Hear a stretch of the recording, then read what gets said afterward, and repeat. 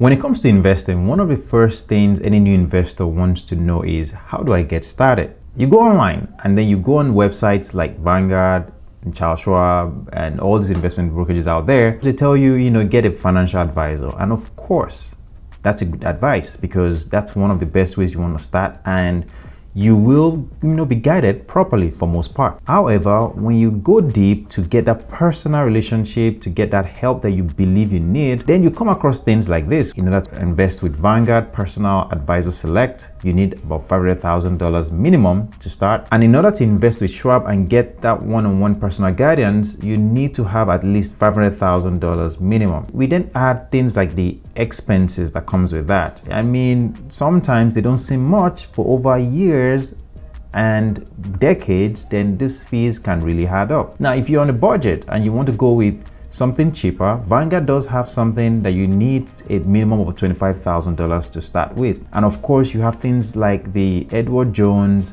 and the likes, where they will require that you have at least $10,000 or maybe have no minimum, but then you have these ongoing fees that even discourages you before you even get into it. You get the gist. As we do more research, we start to come across different brokerages that we can start investing with.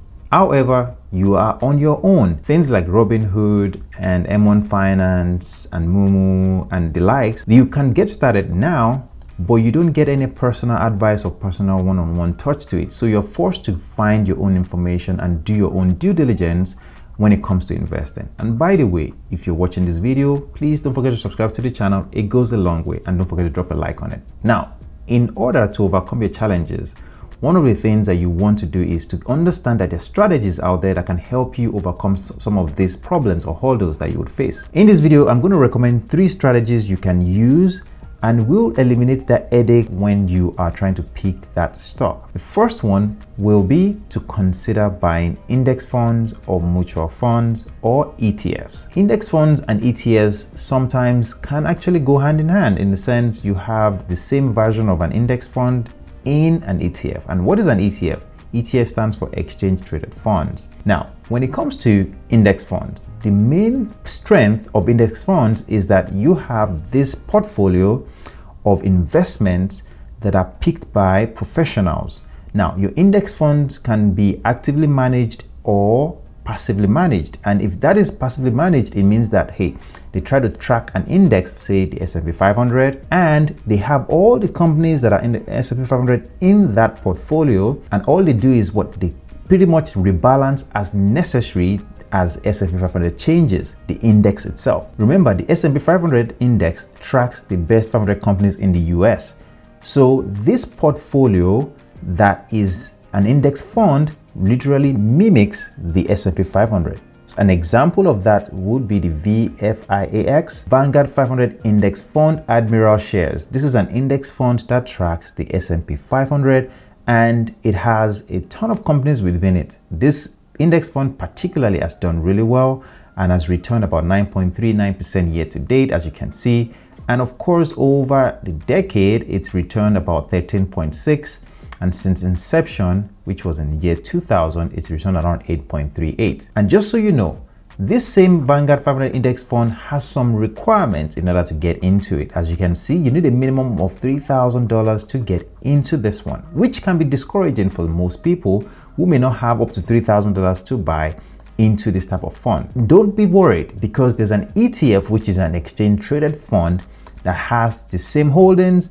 And as you can see, Vanguard S&P 500 ETF. Similar expense ratio and similar performance over the years. The only difference is that this is an exchange traded fund. Now you may ask, how is it different from the index fund? The main difference with this is that the exchange traded funds trades like a stock market, like a stock of a company. And you can literally trade this during the course of the market, or during when the market is open, trade it, buy and sell like the stock. Why is it beneficial to have one over the other? Honestly, it all depends on your investment style and strategy, like we're talking about here.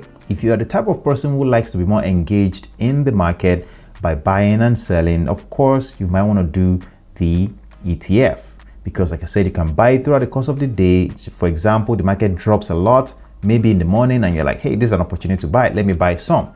an ETF is great for that approach. But if you're the type of person who doesn't really engage with the market because maybe you have another job that you do, or you just don't want to get into the whole market and monitoring things from day to day, then an index fund would work well for you, because an index fund only trades after the market closes. So that means, let's say you put in an order to buy into this index fund, your order will not actually get filled until the end of the day at the price the market closed for that index fund. That's when you actually get executed. So the next day is when you start to see how you've performed based on the time you bought it. This doesn't have to bug anybody who is new to investing, because at the end of the day, depending on what your style is or your approach is, will determine how much you want to get involved, and that will determine which strategy to go with, whether buying index funds or buying ETFs. The other thing to keep in mind with ETFs is that they don't require any minimum amount for most part.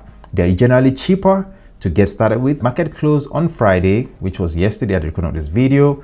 This closed at a price of around $585. Unlike the index funds, where all you see is the change at the end of the day, which is the net asset value change. So for example, for the index fund, for Vanguard, it changed by $2.36 at the end of that day. That is one of the first steps you can take. The second one would be to consider buy and hold of individual stocks. Now, if you are the type of person who likes maybe taking more risk and maybe buying into things that you are, again, speculating will do well over 5-10 years, buy and hold strategy may be good for you. But again, this is taking more risk because you are not as diversified as you would get into with an index fund or an ETF. With the buy and hold strategy, all you do is you buy an Apple share or Microsoft shares or Meta shares, and you just hold it, hoping that it will continue to go up. And of course, some people have done well. For example, if you bought Nvidia 10 years ago, you'll be a multi-millionaire now. However, if you bought, say 10 years ago, you bought some of these companies that have obviously, collapsed or maybe haven't done much. An example is Intel. Over 10 years, you haven't made a lot of money at all over the course of 10 years. So there is always something to consider when it pertains to picking individual stocks. And one of the things to consider is understanding the macro and micro economics that surrounds this type of investment you're making.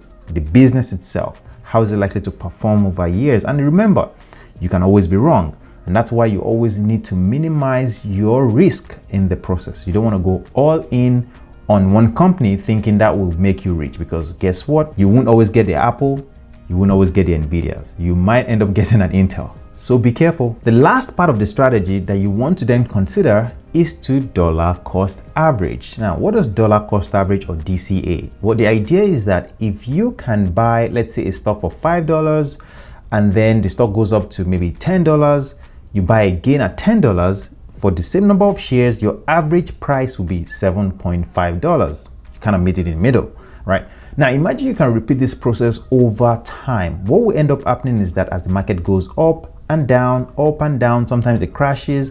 Over the course of years, your price at which you would enter the market at different, seasons, different times, different months, different weeks, the price will generally become an average, which could help you a lot in the long term. Why? Because there will be times where you'll be buying high and there will be times where you'll be buying low.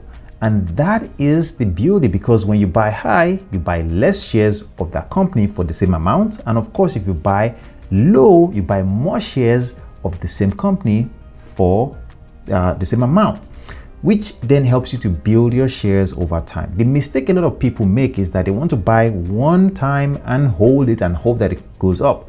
So guess what? They buy, it goes down, they panic, they sell. Or they buy and it goes down and they don't buy again because now they're fearful that, hey, maybe they're going to lose more money. When in reality, that was an opportunity for them to buy more. So they don't buy, and guess what? It takes maybe a couple of months for that stock to recover. Now it recovers, but now you're just breaking even, right? When you could actually have bought and lowered your average price so that by the time that stock actually starts to recover, you are already in the green. A good example will be the most recent Liberation Day tariff announcement when the stock market fell. If you had just bought your stock at the prior to Liberation Day and you didn't buy at the dip, what will happen is that you would have to wait a few weeks before you then break even. when you could have actually lowered your average cost to get in and quickly made your money and much more money now, because now we're making these new highs and the stock market is still on a tier. The goal here is that I hope that you can then take these lessons and implement them on your own, because yes, you may not have $500,000 to start. You may not have $30,000 to get into some of these index funds and mutual funds and advisor programs that are out there, but you can start with the step of building something for yourself that will eventually put you in a position to hire somebody that you can afford and have your minimum of $500,000 or $750,000 that is required. I hope you found value in this one. If you have, don't forget to drop a like on it, and I'd love to see you in a future video.